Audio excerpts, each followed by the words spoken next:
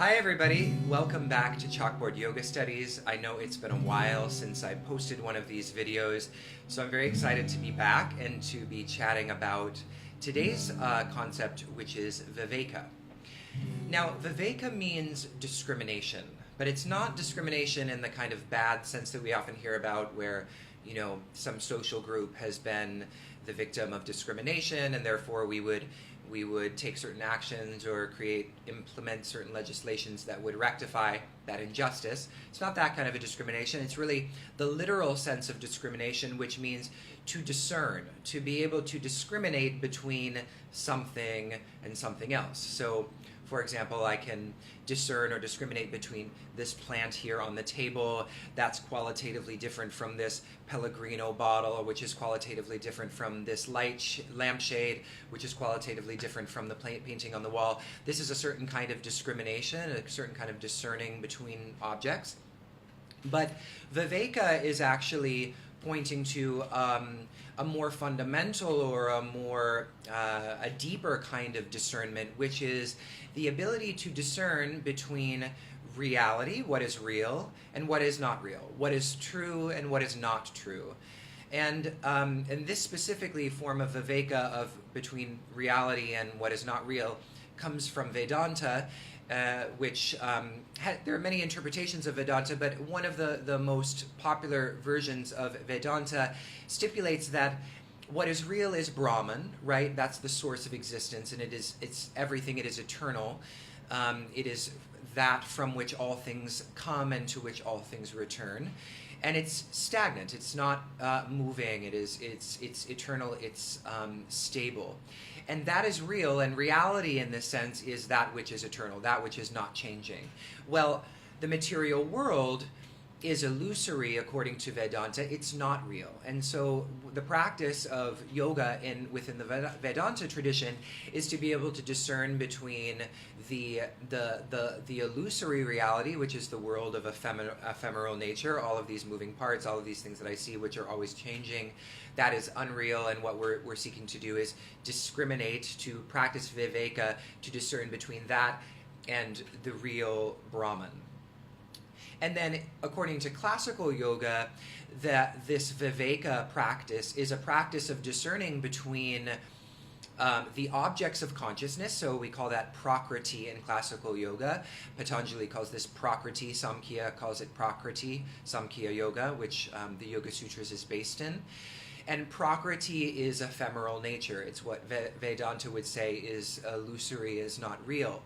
And what we're seeking to do is discern between what we see, what we're aware of, what we're conscious of, and consciousness itself, the faculty of awareness itself, which is referred to as Purusha. So, for example, right now I'm witnessing the camera, I'm witnessing all of these objects and plants around me. I'm even witnessing the objects of my own awareness. For example, my sense of self, Jacob, the character of Jacob, is something in my awareness, but that's itself not me. So I'm discerning between what I am as true consciousness, as pure Purusha, which is that which sees all the objects in the world, including my sense of self. So my sense of self, which is also changing in the same way that the material world is changing, is an object of consciousness just as much as any object of consciousness in the world. So we're seeking to discriminate between the faculty of seeing, the pure awareness that is as the ground of our experience, and all of those things that I am aware of. And in this discernment, a certain kind of realization takes place according to classical yoga. If we were to take a tantric perspective, it's a little more friendly to phenomenal reality. Tantra says that everything is ultimately an expression of consciousness. So from a tantric point of view, we might say that Viveka is discernment between a contracted way of understanding the world, so we can see the world according to a particular kind of mood, and that mood is very much socialized by our upbringing, by our culture, by our politics, by our nation state, all of these different things that inform how we view reality. reality, that would be a contracted way of understanding the world.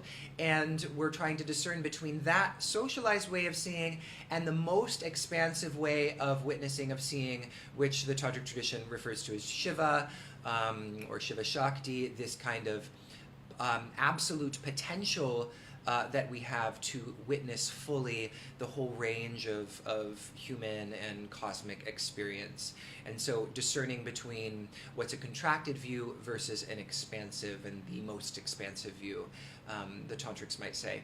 So that's sort of three ways of thinking about this capacity, this practice of Viveka, discernment or discrimination between the real and the unreal, between the witnessing or the seer and the seen, and between the contracted and the expanded perspective on reality.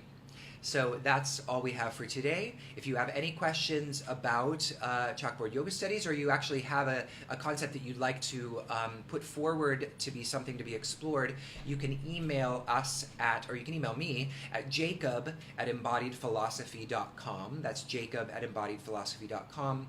And then, as usual, if you have not yet signed up to receive our weekly wisdom emails, where we include a lot of our recent podcasts, videos, past articles, lots of really interesting and useful stuff for your own practice and study, go ahead and text the word embody, E-M-B-O-D-Y, to the number 44222. Again, that's E-M-B-O-D-Y to 44222.